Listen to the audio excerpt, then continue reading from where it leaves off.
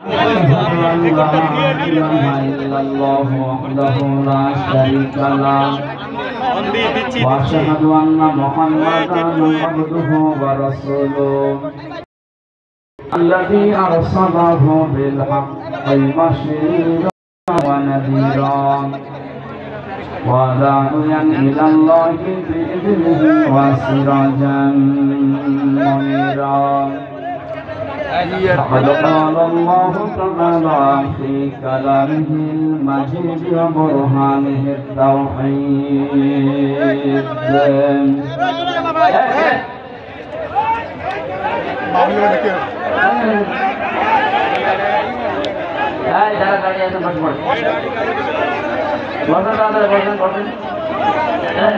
কথা বলা যাবে ভাই কোরআন শোনার একটা আদব আছে না, শুনতে হবে এবং চুপ থাকতে হবে। আশা করছি আল্লাহর এই ঘোষণা আপনি মেনে নেবেন, কথা বলবেন না। বসে আছেন, বসে থাকেন, দাঁড়িয়ে থাকেন, যদি ভালো লাগে কথা বলবেন। আমার অনুরোধ, কথা বলবেন। আপনাকে বললাম আমি লাইভ আউযু বিল্লাহি মিনাশ শাইতানির রাজীম বিসমিল্লাহির রহমানির রহিম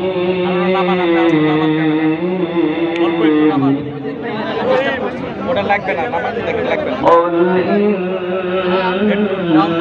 صلاتي ونسكي ومحياي ومماتي لله رب العالمين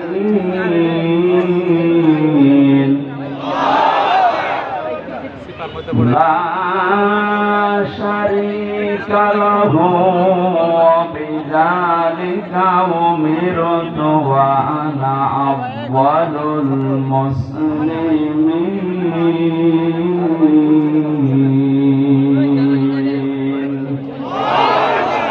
صدقت يا ربنا. عن معاذ بن جبل رضي الله تعالى عنه قال قال النبي صلى الله عليه وسلم ألا إن الكتاب والسلطان لا يفترقان فلا تفارق الكتاب إلى آخر الحديث رواه ابن ماجه وما زادهم إلا إيمانا وتسليما. اللهم صل على سيدنا مولانا محمد وعلى آل سيدنا مولانا. আলহামদুলিল্লাহ, টাঙ্গাইল জেলার মির্জাপুর থানার অন্তর্গত বাসতল নয়াপাড়া খলিলুর রহমান ডিগ্রি কলেজ ময়দানে দারুল উলুম ইকবাল মাদ্রাসা এতিমখানার উদ্যোগে তাফসীরুল কোরআন মাহফিল স্বনামধন্য সভাপতি মুফতি সাইদ আহমেদ, সভাপতি মুফতি আব্দুর রহমান এখানে আলোচনা রাখবেন। এসার পরে কারা নির্যাতিত আলেমে দ্বীন আমার ছোট ভাই জনাব মাওলানা রফিকুল ইসলাম মাদানী আতালাল্লাহু উমরাহু ওয়া বারাকাল্লাহু ফি হায়াতি, বলেন আমিন।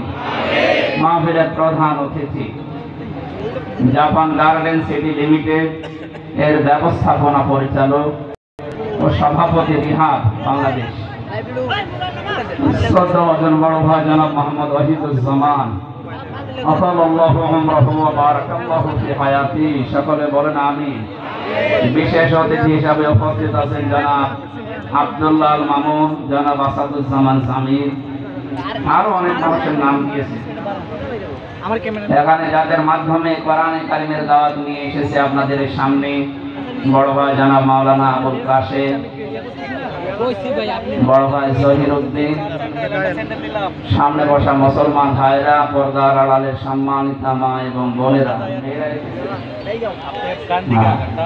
প্রশাসনের ভাইরা, প্রাণপ্রিয় টাঙ্গাইলবাসী। আল্লাহর দরবারে শুকরিয়া জানাচ্ছি যিনি আমাদেরকে সুস্থ রেখেছেন এখনো পর্যন্ত।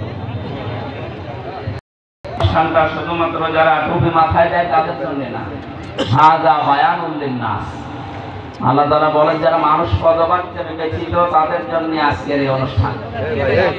কোরআন আমরা সবাইকে শোনাতে চাই, দল মত জাতি বর্ণ ধর্ম নির্বিশেষে মানুষ হলেই তাকে কোরআন শোনাতে হবে। ওয়াইন আহাদুম, কোরআনে কারিমে সূরা তাওবার ভেতরে সম্ভবত আল্লাহ জানিয়েছেন,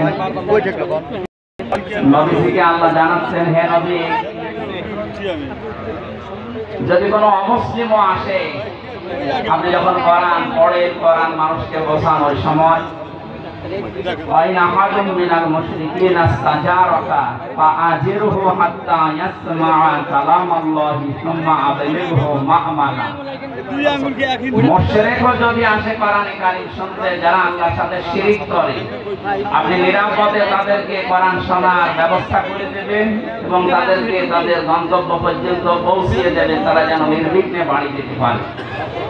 তাহলে এই অনুষ্ঠানটা আজকে আমরা যারা আয়োজন করেছি আমরা মুসলিম, কিন্তু সবার জন্য।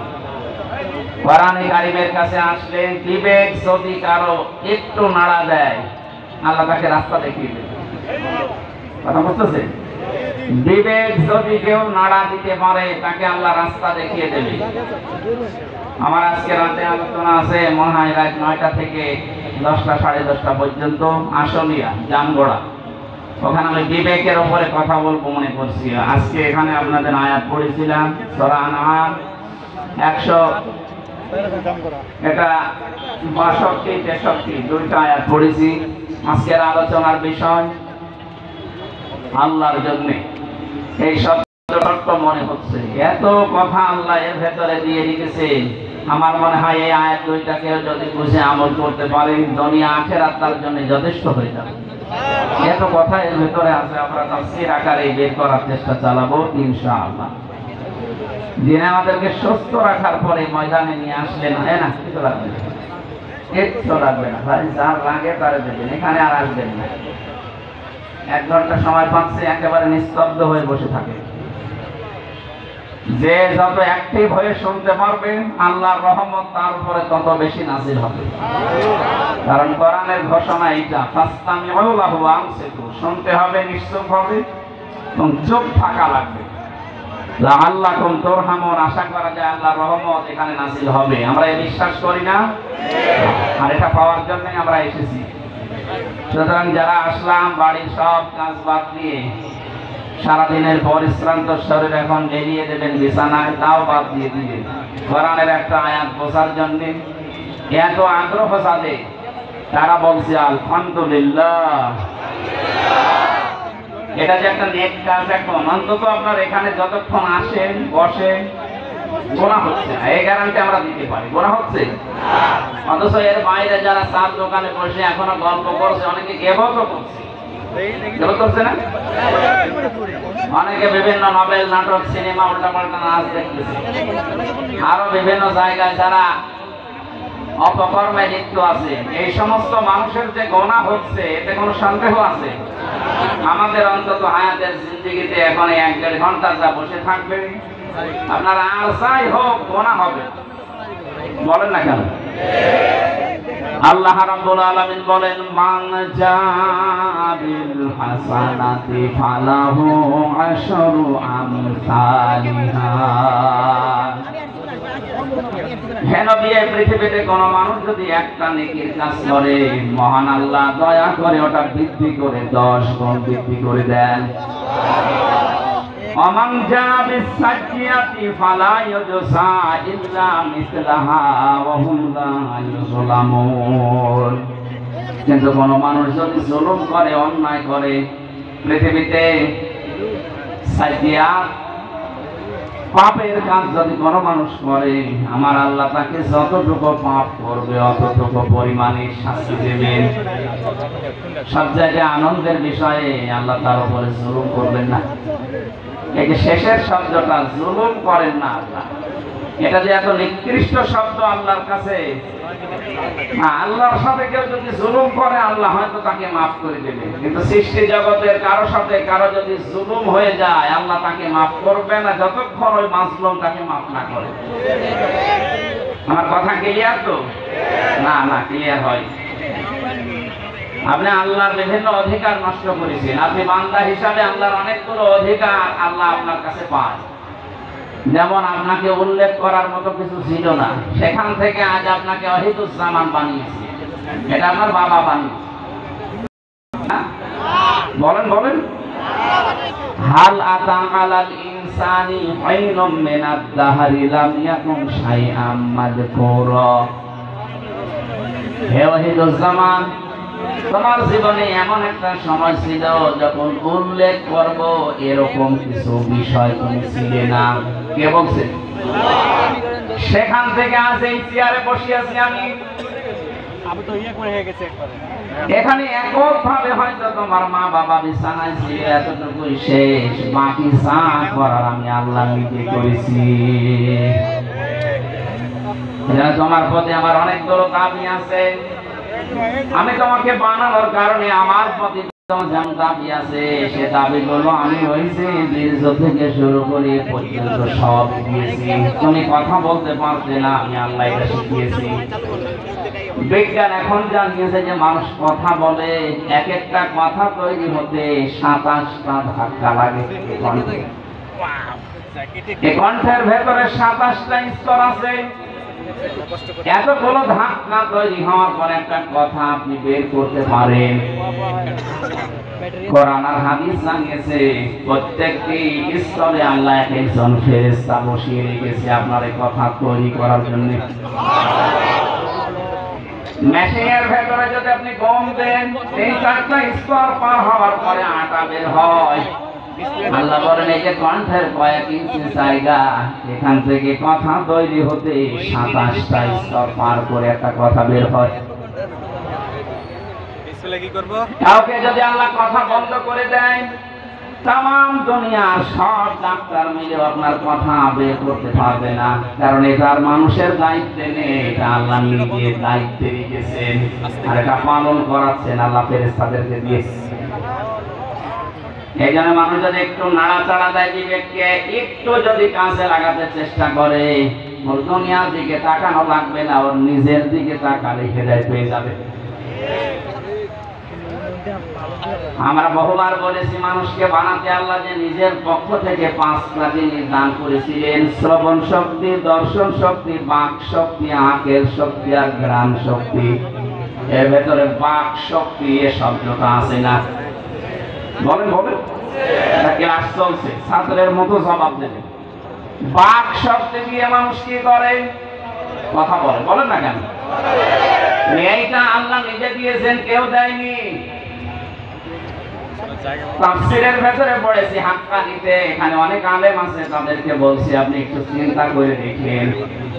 এই যে 27টা স্তর, প্রতি জায়গায় একজন করে ফেরেশতা বসে আছে, এর কথা ওর কাছে, ওর কথা ওর কাছে, এভাবে দিতে দিতে 27 নাম্বারের জায়গাতে একটা কথা তৈরি হয়।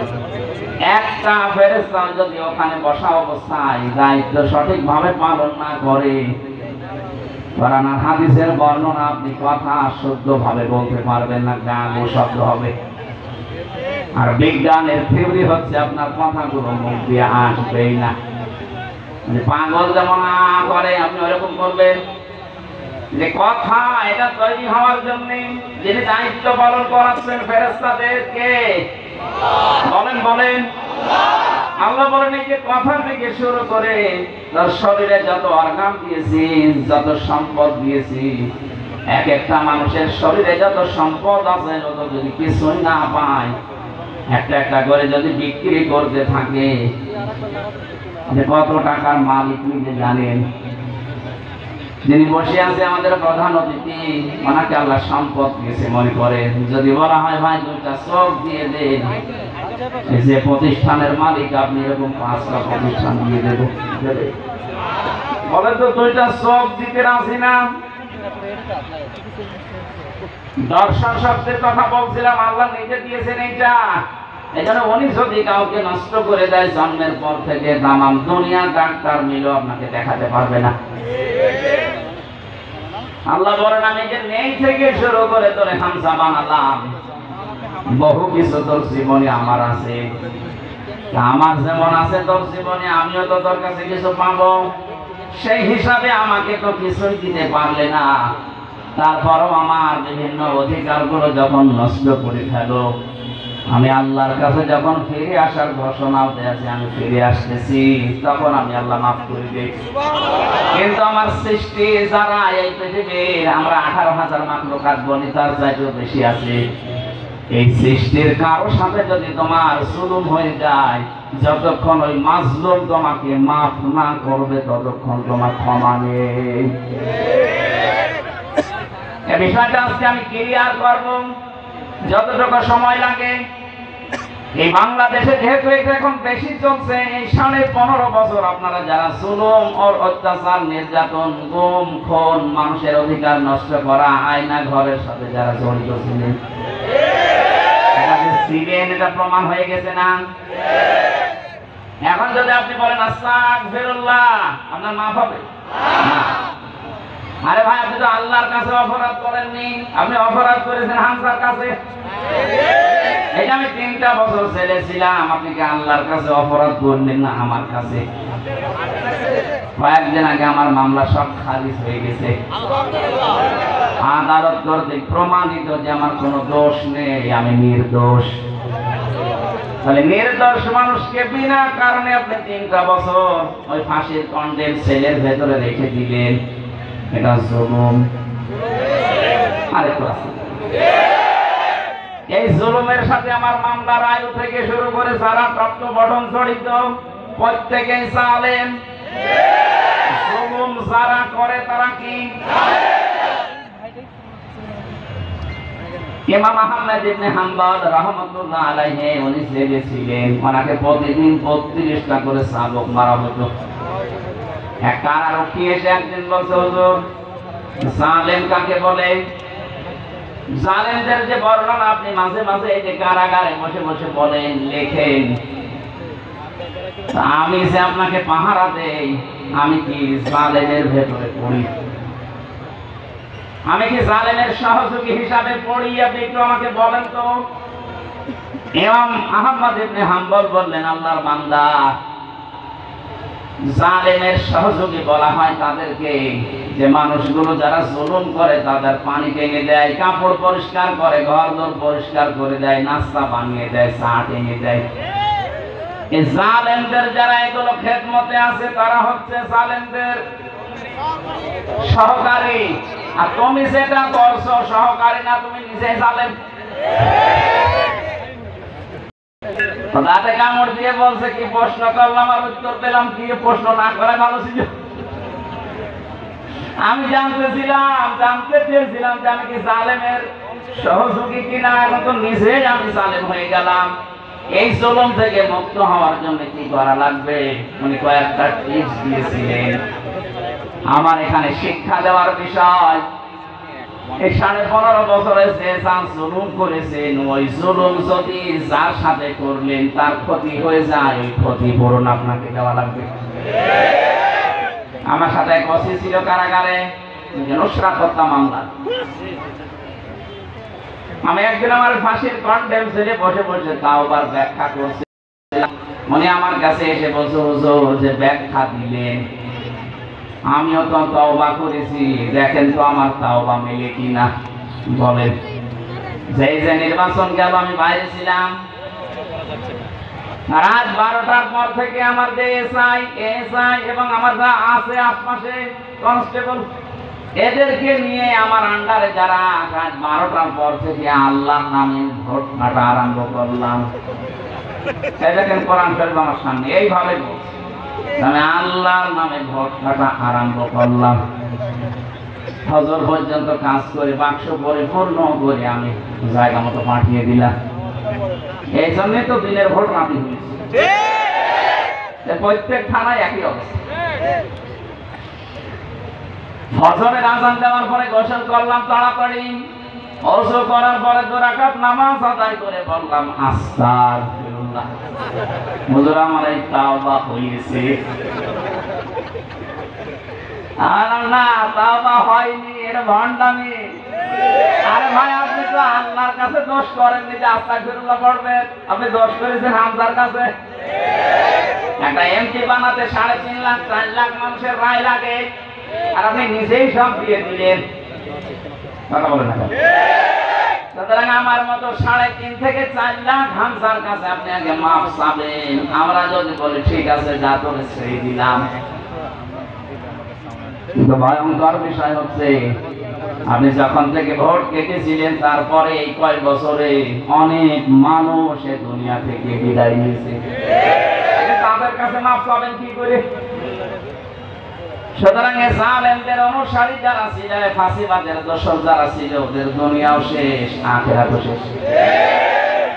একটা উপায় আছে, বলবো আপনি আবার অন্যদিকে নিয়ে নিন।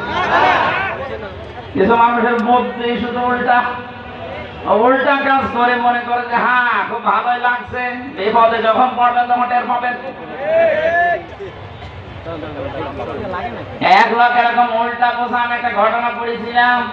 চিন্তা করছে সারা জীবন মোটরসাইকেল চালায়, জামা এভাবে গায়ে দেয়, বাতাস লাগে বুকে, এমন কায়দায় জামা গায়ে দেবো যেন বাতাস বুকে না লাগে। জামার সামনের সাইড দিয়েছে পেছনে, এত শেষ পর্যন্ত অ্যাক্সিডেন্ট করে মসজিদের পাশে পড়ে আছে। মুসল্লিরা ফসলের পরে বের হয়ে বলছে কি গো অ্যাক্সিডেন্ট করে ভদ্রলোক পড়ে আছে, তাড়াতাড়ি পানি নিয়ে আসে। মসজিদের ইমাম বের হয়ে বলছে কি বলো, দেখো এর অবস্থা, পানি কোন জায়গায় দিবা, এর মাথা তো পেছনে চলে গেছে। এর যদি বাঁচাতে চাও তো তাড়াতাড়ি আগে মাথা ঘুরে সামনে নিয়ে আসো। 3-4 জন মিলে এবার এতক্ষণ যদি নড়াচড়া ছিল, এখন আর বাঁচবে? তাহলে সব জিনিস উল্টা বোঝার দরকার নেই।